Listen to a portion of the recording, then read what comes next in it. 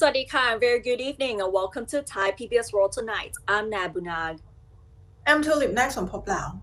We'll begin tonight with the latest on the COVID-19 situation in Thailand, especially the Prime Minister General Prayut Chan-o-cha receiving his second dose of the AstraZeneca vaccine. And today, Prime Minister General Prayut Chan-o-cha already received his second dose of the COVID-19 vaccine at Bamrat Noradun Infectious Diseases Institute. He also took this opportunity to promote public confidence in the COVID-19 vaccines, whether it's the Sinovac or the AstraZeneca vaccines, which are the only two brands currently being administered in Thailand. So let's listen more to what he had to say. เพราะฉะนั้นวันนี้ผมก็มาฉีดเพราะผมไว้ใจนะครับในการตรวจสอบนะครับโดยเฉพาะในเรื่องของประสิทธิภาพความปลอดภัยนะมันก็คงอาจจะมีผลข้างเคียงอยู่บ้างซึ่งก็ไม่ได้เป็นอันตรายที่มันถึงแก่ชีวิตนะครับก็อันนี้ก็ทุกคนก็ต้องฟังคำเตือนของหมอว่าก่อนมาฉีดต้องทำยังไงพักผ่อนให้เพียงพอหลังฉีดแล้วพักรอดูอาการใช่ไหมถ้ามีอาการอะไรก็ปรึกษาแพทย์ก็ดูแลให้อันนี้ก็เป็นแนวทางที่ได้มอบหมายให้กับทางสบคได้ประชุมชี้แจงนะครับ General Prayut also assured the public of the efficacy and safety of other vaccine brands, which may be acquired later this year and the next, saying that there will be strict screening of the vaccines in accordance with the Public Health Ministry's standards. So far, 6 million doses of the Sinovac vaccine have been delivered from China, with 3 million more expected next month. And so far, only 117,000 doses of AstraZeneca were imported in February, but 61 million more doses are being produced locally by Siam Bioscience for administration in Thailand from June through December. At the same time, Johnson & Johnson and Moderna vaccines, both from the US, have also been approved by Thailand's Food and Drug Administration, but they have not yet been purchased for use in the country. And now let's look at the latest on the COVID-19 figures. Thailand recorded 2,713 new COVID-19 infections, and that in 13 more deaths and 1,500 recoveries. The new cases today raised the total infections in the latest outbreak to 103,000, including 712 total deaths and 58,000 total recoveries, while the total infections since early last year has already increased to 132,000. Now, if we talk about COVID-19 infection nowadays, we're not just going to talk about plain COVID-19 infection. People will mention the variant. There is India variant, there is African variant, and before this there was British variant or English variant. Now let's talk about South African variant a little bit, because we found first 3 COVID-19 cases of the South African variant, or official name is B1351, which were found in Tak Bai district of Narathiwat. Currently, the Tak Bai cluster itself has up to 83 cases, which began with the first case last month in a man whose wife visited from Malaysia, where it detected its first cases of the South African variant on April 1st. This led to a number of restrictive measures, such as local quarantine requirements for high-risk groups and limited travel, as well as tightened security measures to prevent illegal border crossings. Meanwhile, Senior Doctor at Sirira Center of Research Excellence Management, Dr. Manok Pitak-Phakon, is urging the government to procure Pfizer, Moderna, and Johnson & Johnson vaccines quickly in preparation for the possible spread of the South African variant in southern Thailand. He said in his Facebook post that Pfizer and probably the Moderna vaccines have shown to be the most effective against the South African strain, with 75% efficacy, followed by Johnson & Johnson at 66% and Novavax at 60.1%. He noted that both AstraZeneca and Sinovac, the two main vaccines used in Thailand, are ineffective against the South African variant, with the efficacy of AstraZeneca being shown to drop to just 10.4%. He explained that South African variant is very resistant to vaccines and antibodies because the virus has mutated in a way which makes it difficult for antibodies to attach to the spike protein, adding that the mutation has made it easier for the virus to attach to human cells.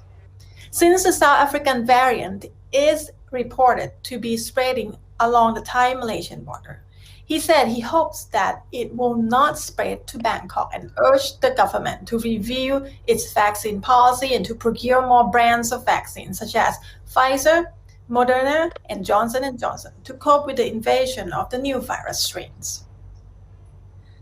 So Thailand has pretty much all of the mutant strains already, whether it's the UK variant, the South African variant, the Indian variant. So there has been a lot of scares if there are any more mutations coming along here. And we're still on the issue of COVID-19 vaccines. Recently, the Ministry of Public Health has adjusted the timing for the administration of the second dose of AstraZeneca's COVID-19 vaccine to 16 weeks so that the supply of vaccines can be distributed more widely. The Public Health Permanent Secretary, Dr. Kiet also said that there is backup research which proves that 16 weeks between the two doses will increase maximal immunity. However, he did mention where the backup research came from.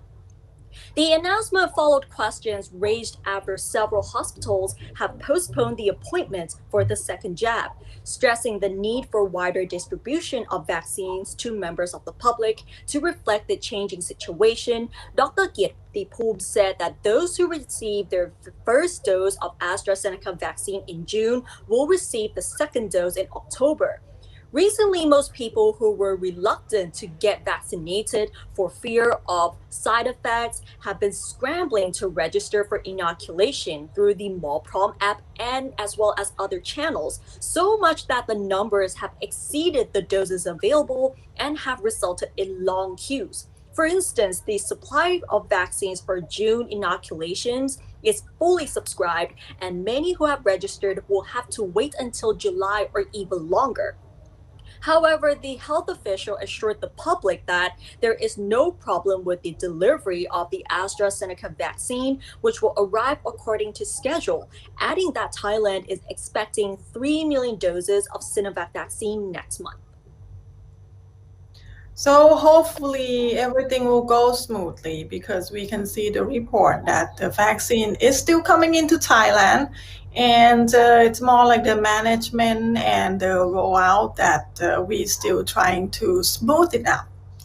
Anyway, in this pandemic, there are several factors altogether that try to keep the countries going, being the government, the people that help each other. We have so many volunteer groups. Last week, we report about the group of volunteers that help pet sit or take care of the pets while the owners in isolation or quarantine. But today, we have another report about another volunteer group that actually cook fresh meals to deliver to people in isolation or just in hardship, and also try to be a one-stop center for people that have questions about this pandemic. Let's take a look at the report.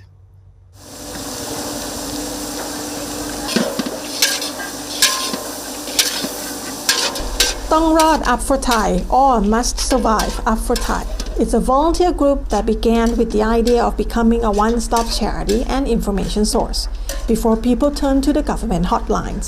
They also help provide freshly cooked meals for people in need during this time of hardship. The co-founder of the group, Mom Rachawong Chalerm Chatri Yukon, said that the center run by the group provides basic information because the government hotlines should be reserved for infected people who really need access to ambulances. He added that this service will also help reduce the number of calls the call center medics have to answer when the number of medics available is limited. The group has created communication channels on various social media, whether it's Facebook, Twitter, Instagram, or line chat, to be their tools to offer advice about how to deal with the pandemic and to connect them with other charitable groups and donors.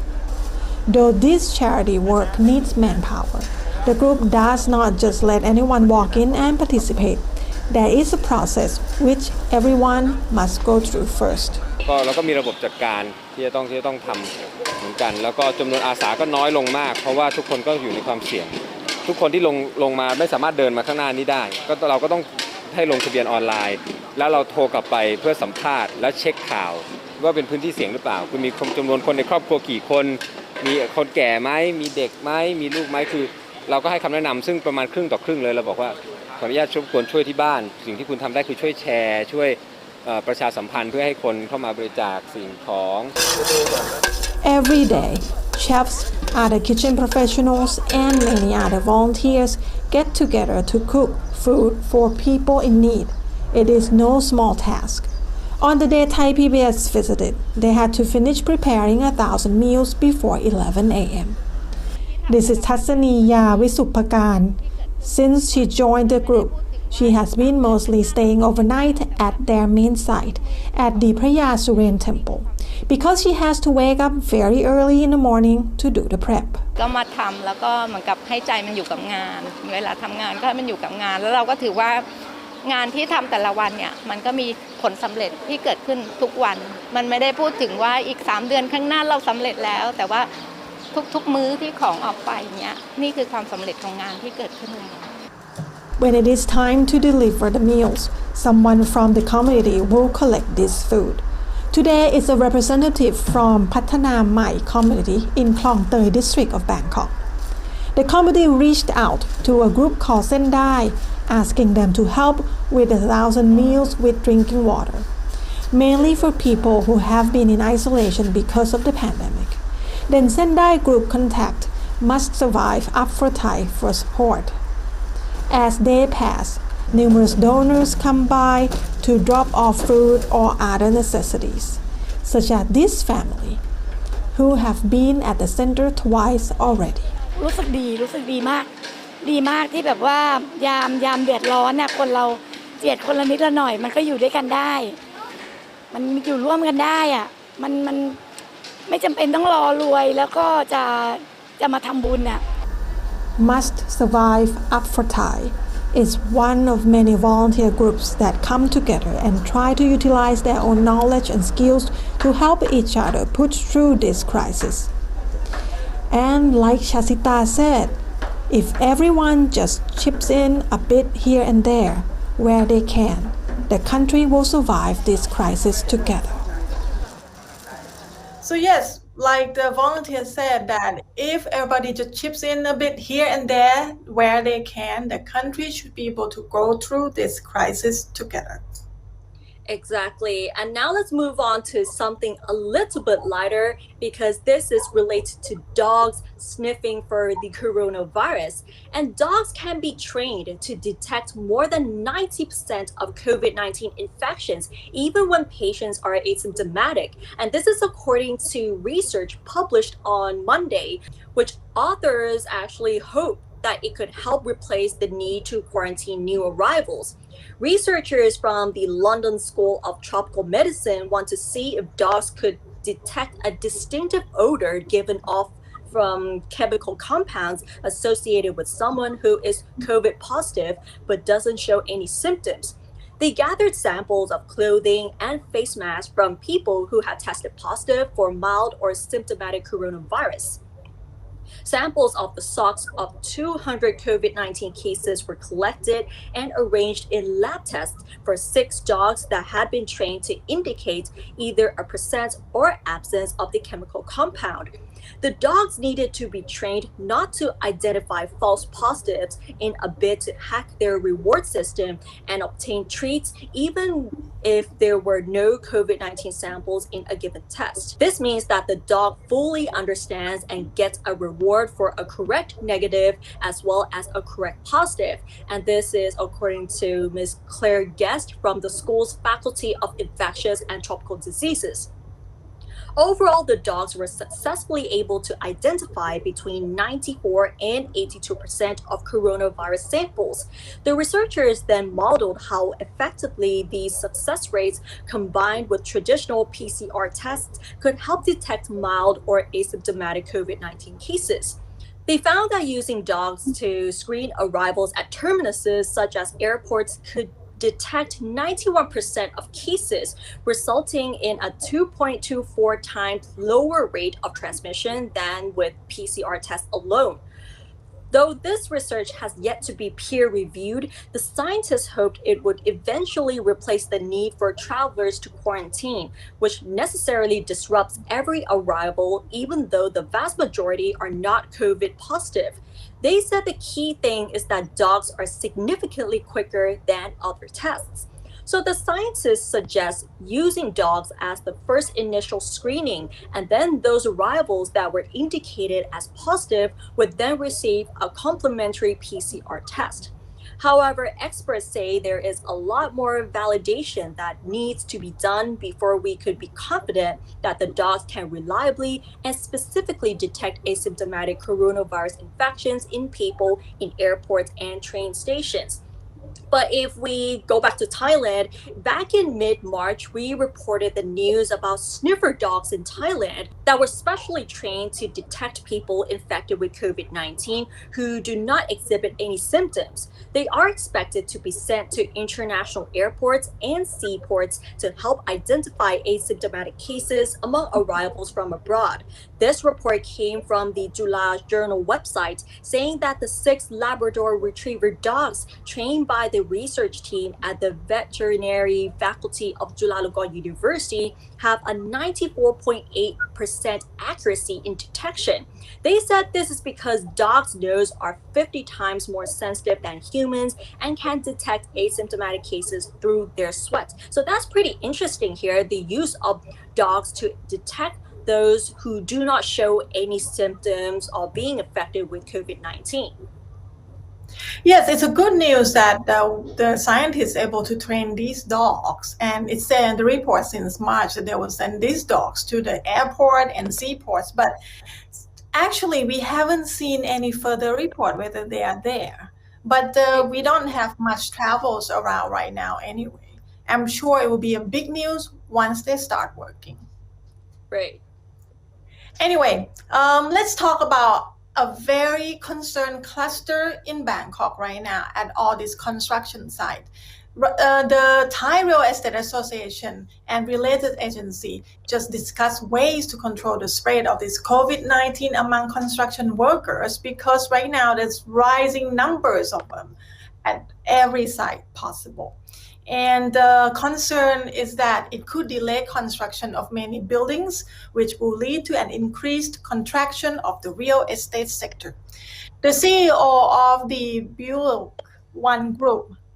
Pathai Padumtin, said that Thailand's real estate construction is worth an average of 1 trillion baht each year. Therefore, the COVID-19 pandemic, which has put most construction work on hold, will eventually further contribute to the country's economic slowdown. He feels that the government should help small contractors to verify information on their construction workers' whereabouts using the Thai China app, while contractors should reduce the number of workers on site.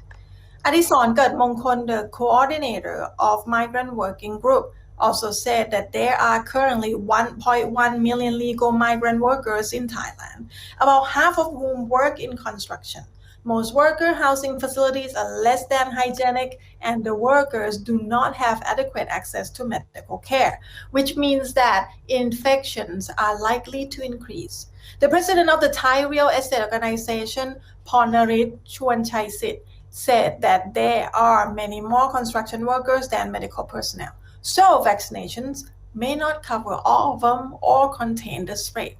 Meanwhile, 519 construction workers in Nonthaburi province tested positive for COVID-19 today. 1,107 confirmed cases out of 1,667 workers tested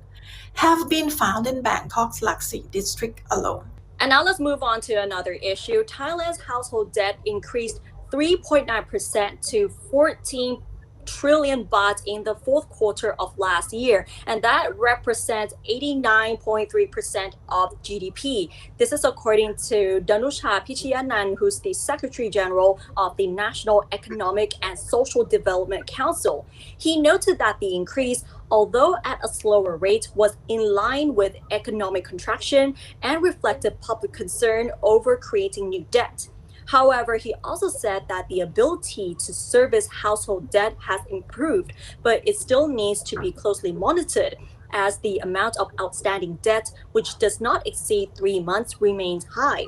Danucha said that non-performing loans or NPLs for the fourth quarter of last year dropped to 2.84% from 2.9% in the third quarter, thanks to the debt restructuring programs introduced by financial institutions to ease the financial burden on their debtors. He predicted that household debt as a percentage of GDP is likely to increase this year due to the economic slump, unemployment problems, and the low purchasing power of the public, especially in low-income families. Unemployment in the first quarter of this year increased by 1.96% compared to the previous quarter as a result of the direct impact of the COVID-19 pandemic, although the employment rate in the farm sector has slightly increased by 0.4%, while employment rates in the industrial and tourism sectors have continued to contract since last year. Working hours per week for the first quarter of this year have dropped for the sixth quarter by 1.8% to an average of 40.1 hours. Looking at the whole employment picture, Danucha said that more people were employed, particularly in the farm sector, but working hours have dropped, reflecting an underemployment situation, which has led to a drop in the incomes of the employees for freelancers in particular. He also expressed concern over unemployment among new college and university graduates, as he predicted that about 4.9 million of them may not find employment because many businesses have been struggling and are unable to take on new staff. So we can see that the COVID-19 pandemic has put a hard hit on many of these sectors here, especially the fact that many businesses are slowing down with hiring new people. It would be a very tough situation for many graduates and those who have already been unemployed because of the pandemic. Yeah, I think household debt number is always one of a very, very good factor to indicate how is the people doing in the regular basis, whether they can make the end meets, whether it's just paycheck to paycheck, whether they have to lend more on this month or this quarter. It's a good indicator. And that's all the news we have in this edition of Thai PBS World Tonight. But you can follow much more other news, not just COVID-19, politics, lifestyle, food, and even Myanmar report. We have the special direct from Myanmar on our website, www.thaipbsworld.com. You can also check out our YouTube, Facebook, Twitter, TikTok, and Instagram. And that wraps up tonight's edition of Thai PBS World Tonight. Thanks for watching, stay safe, and we'll see you tomorrow. สวัสดีค่ะ สวัสดีค่ะ